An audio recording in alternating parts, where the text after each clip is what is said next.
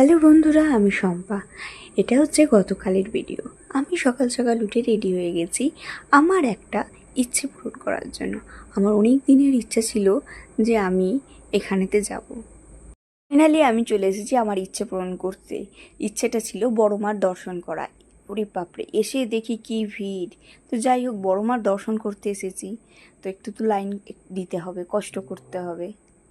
শুনেছি বড় মা খুব জাগ্রত, সবার মনের ইচ্ছা পূরণ করে। তো আমিও কিছু ইচ্ছা নিয়ে গেছি। সব দেখেন বড় ইচ্ছা হচ্ছে বড় মার দর্শনটাই।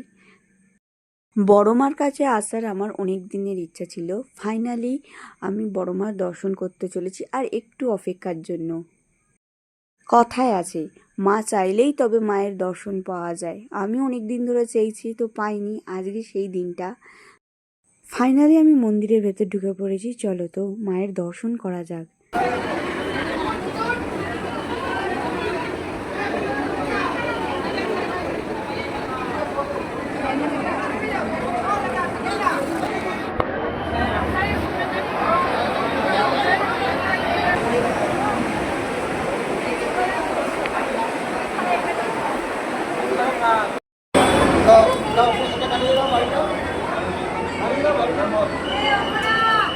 পুজো দিয়ে বাইরে বেরিয়ে দেখি এখনও কত ভিড়। তো আমি আজকে ভিডিওটা এখানেই শেষ করছি। আমার ভিডিও দেখতে তোমাদের কেমন লাগে অবশ্যই কমেন্ট করে জানিও।